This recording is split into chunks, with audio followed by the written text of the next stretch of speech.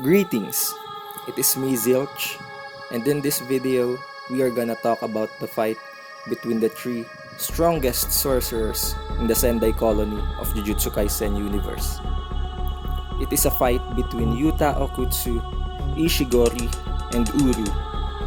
If you don't know Yuta Okkutsu just yet, Yuta Okkutsu is the main protagonist of the prequel to Jujutsu Kaisen, the Volume 0, Tokyo Metropolitan Jujutsu High School. He is the master of a special grade cursed spirit named Rika.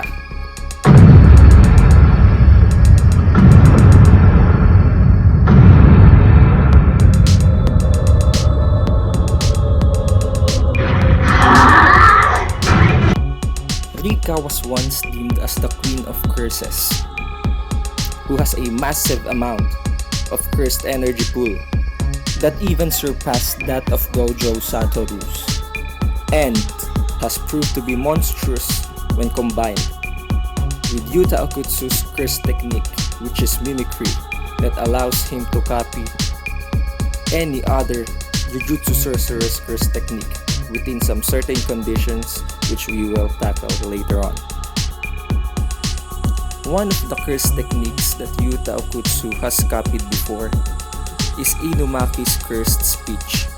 In this panel, you can see that in his mouth, he has the sign of the snake eyes and fangs, which indicates the abilities of a cursed speech user. The same curse technique he used in his fight against Geto, where he immediately kills a huge number of cursed spirit with just a single word.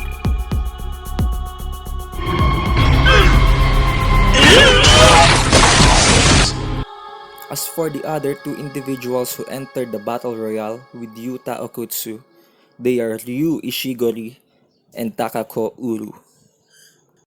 Both of these two were sorcerers from the past era. They were reincarnated by Kenjaku in order to participate in the Culling Game. It just happens that these three strong sorcerers encountered each other in a single colony, which is the Sendai Colony, resulting in a bloodbath of a battle royale. Ryu has the appearance of a handsome young man who is relatively tall, with a muscular body.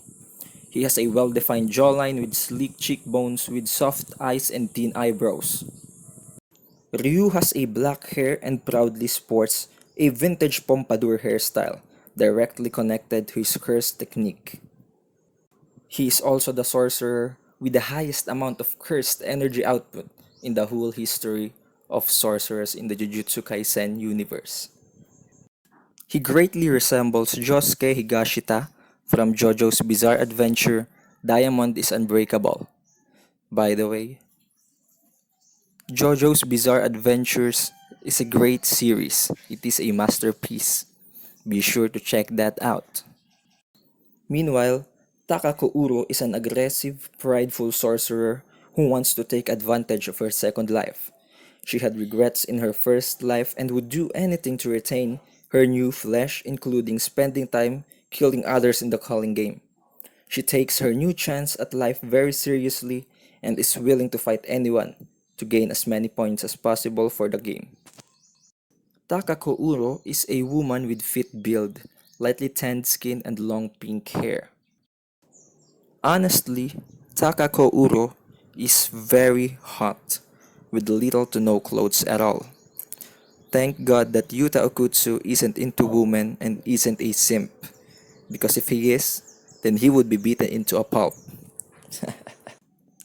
She was the leader of a group of elite sorcerer assassins that served a respected sorcerer clan in a much more prominent and violent era of Jujutsu. Takako has retained her strength in her second life, becoming one of the highest scoring sorcerers in the Culling Game. Takako's ability is to manipulate space, that makes her a tricky fighter to combat. Even Yuta Okkutsu, a prodigy among modern sorcerers, has a difficulty combating her directly. And this is where the fun begins. Yuta gets to fight Uru first, immediately launching a physical attack on him. and showcasing her space warping abilities, deforming Yuta's right arm. Yuta thought that his arm was actually deformed already, but as he stepped back, he looked at his arm again, and it was back to normal, giving him an idea of what actually is Uru's curse technique. It is when Uru revealed that her curse technique is actually warping space and controlling the sky.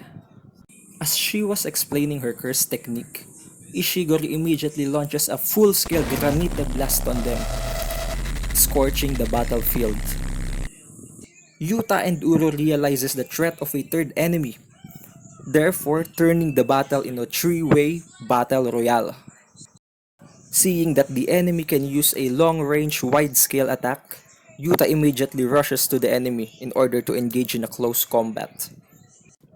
However, Ishigori launched another granite blast, preventing Yuta from getting close and to have an advantage in the fight.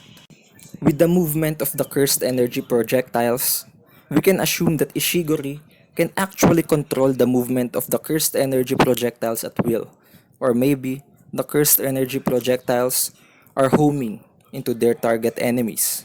At some point, Yuta Okkutsu appeared to have been hit by Ishigori's granite blast, but his corpse was nowhere to be found, giving Ishigori the idea that Yuta Okkutsu might have dug the ground below and continued his way onto him.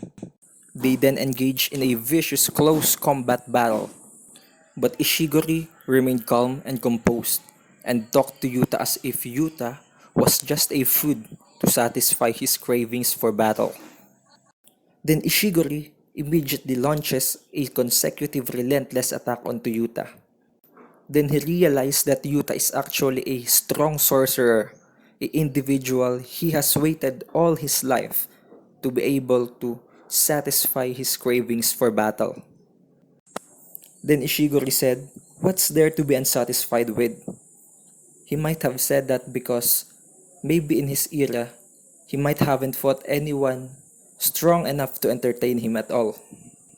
Yuta was then caught off guard, rendered vulnerable to Ishigori's powerful attacks that sent him flying in a shameful way.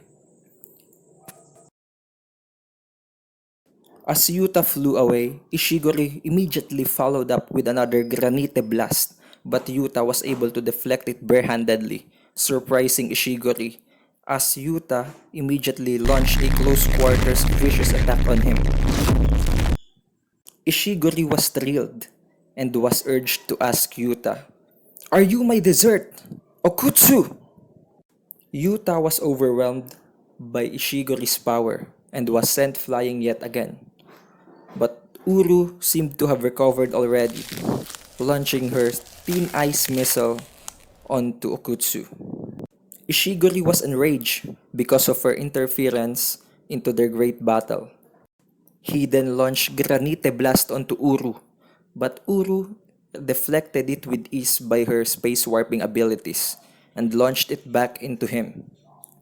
We can then assume that his Granite Blast can deal a huge amount of damage onto him. Yuta was gravely injured as well, making Uru the one with the upper hand in the three-way battle. Ishigori was saddened, thinking that Yuta might have not been the one he was waiting for all of his life, that Yuta wasn't that powerful at all. Due to the unexpected turn of events, Yuta decided to come to his last resort. He was actually not using the full extent of his abilities because he's worried about protecting the people in the stadium he left. "Come, Rika, all of you." Summoning the Queen of Curses, having a huge asset at his disposal that will greatly turn the tides of this battle. Rika appears to the battlefield. Uro and Ishigori recognizes immediately how big a threat this cursed spirit is. Rika now serves as a cursed tool storage whenever Yuta needs a cursed tool for a battle. Yuta wasn't actually using his full extent, but now that he's connected to Rika through the ring, he can now use curse techniques, he can fully manifest Rika and obtain Rika's massive amount of cursed energy for himself. However, this very strong state that they had entered would only last for 5 minutes. Rika immediately leaped onto Uro, but Uro was completely confident in her skills in taking her on. But what she didn't knew is that Yuta will use his cursed speech that he copied from Inumaki. It rendered her completely off guard and stuck between the barrage of vicious attacks between the two. Rika and Okkutsu decided to turn the battle in a two-way one-on-ones, with Rika facing Ishigori and Okkutsu facing Uro. Ishigori quickly launches a granite blast on Rika, but Rika was able to deflect it barehandedly, just like what Okkutsu did earlier, which gave Ishigori the assumption that Rika is actually just as strong as Okkutsu. Rika was so enraged that she threw a punch right at Ishigori's face that sent him flying. As Rika was about to launch a follow-up attack, Ishigori fought back and threw a punch at Rika's face as well that sent her flying too, once again regaining the thrill that he has been longing for so much. Meanwhile, Yuta has summoned cursed bats to attack Uro, probably a cursed technique he copied from a sorcerer from past encounters. He got Uro surprised just as soon as she realized that the bats were a curse technique used by an acquaintance of her that Yuta defeated a while ago, making her jump to a conclusion that Yuta's curse technique is actually mimicry. The fight between the four continued until they all got frustrated and decided to use their most powerful tool at disposal, Ryoiki Tenkai, or Domain Expansion.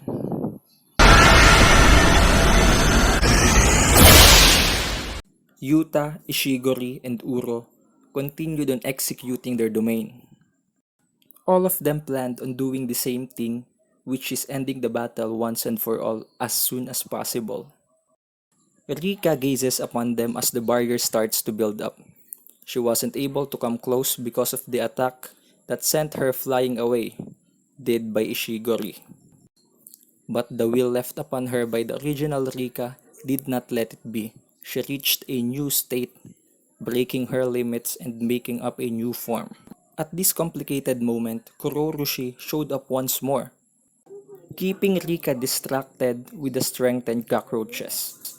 Because of the difference in the internal and external conditions of building up a barrier and the influence of the unexpected intruders, the barrier collapses.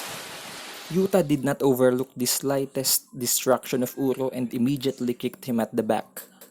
Due to the recent use of domain, they weren't able to use their curse technique for a while.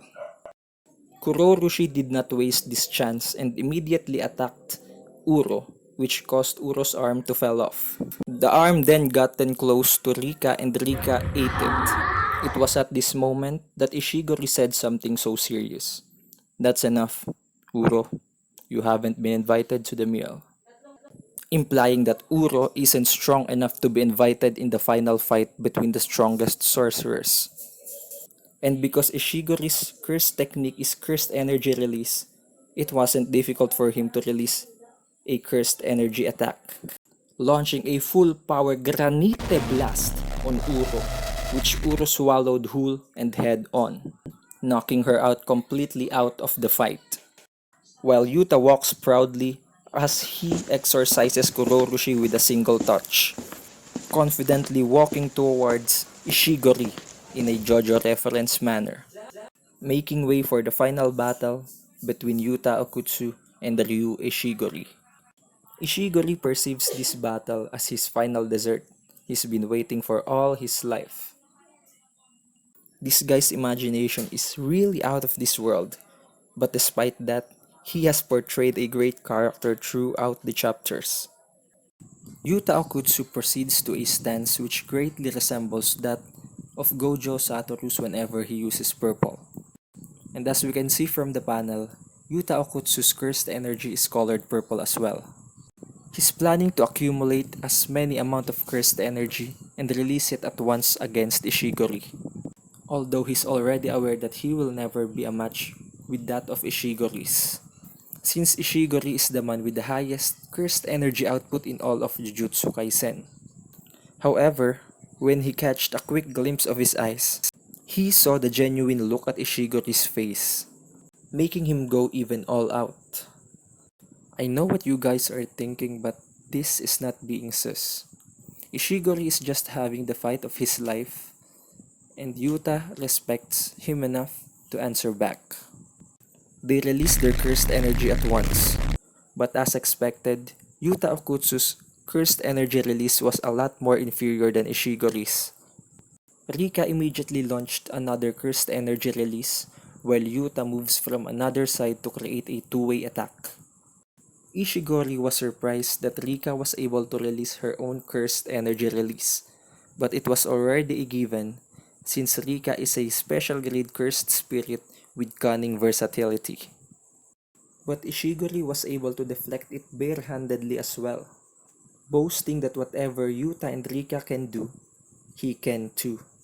He looks at Yuta and tells him that it's over, as he launches a Granite Blast on Okkutsu. But Okkutsu was able to deflect it upwards using the space warping technique he copied from Uro, right after he gets his curse technique fully recovered at the most crucial time.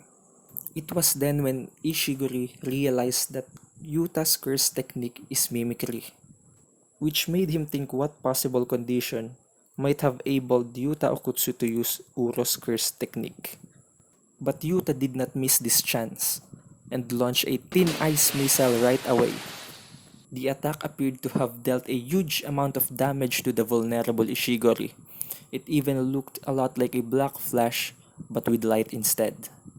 Yuta and Rika proceeds to massively smash Ishigori's head, as if they're hammering a nail out of Ishigori's body.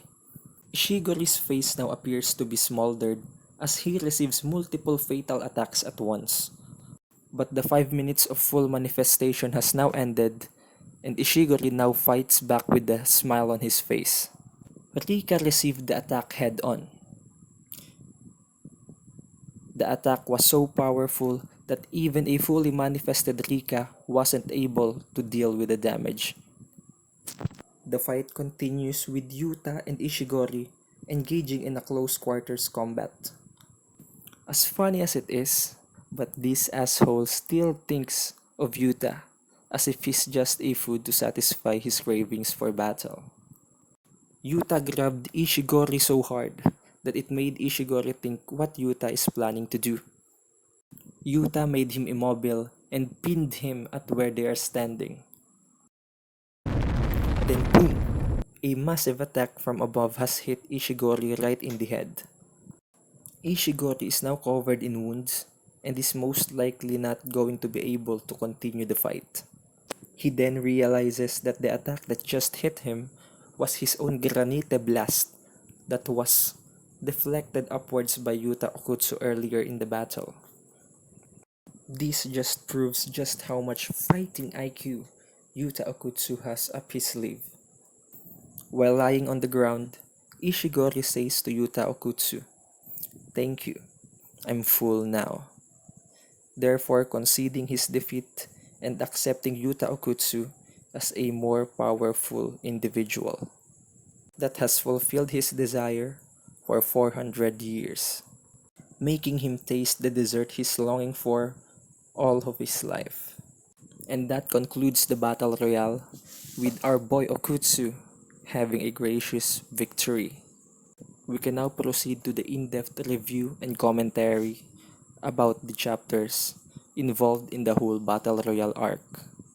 Ishigori was surprised that Yuta did not finish him off, as well as Takako, since Yuta did not do anything to her at all, but instead, he exorcised Kuroroushi. Oh my fucking god.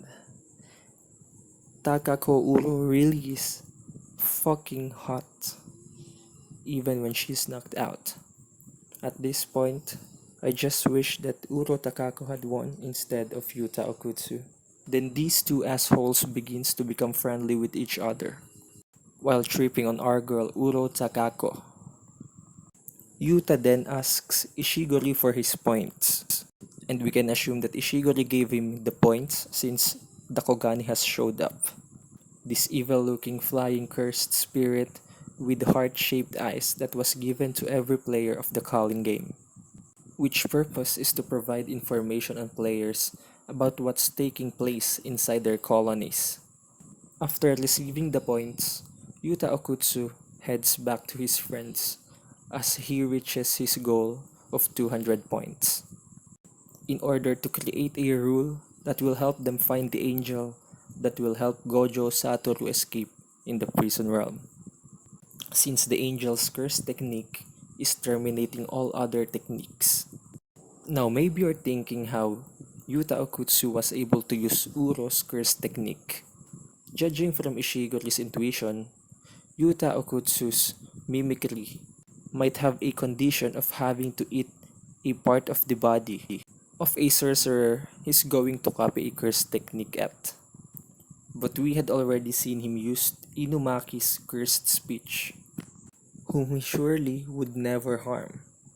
But if it would be a smaller, more insignificant part of the body, such as blood, then it would be more feasible for Yuta Okkutsu to copy Inumaki's cursed speech as well, since he once healed a gravely injured body of Inumaki back in Volume 0.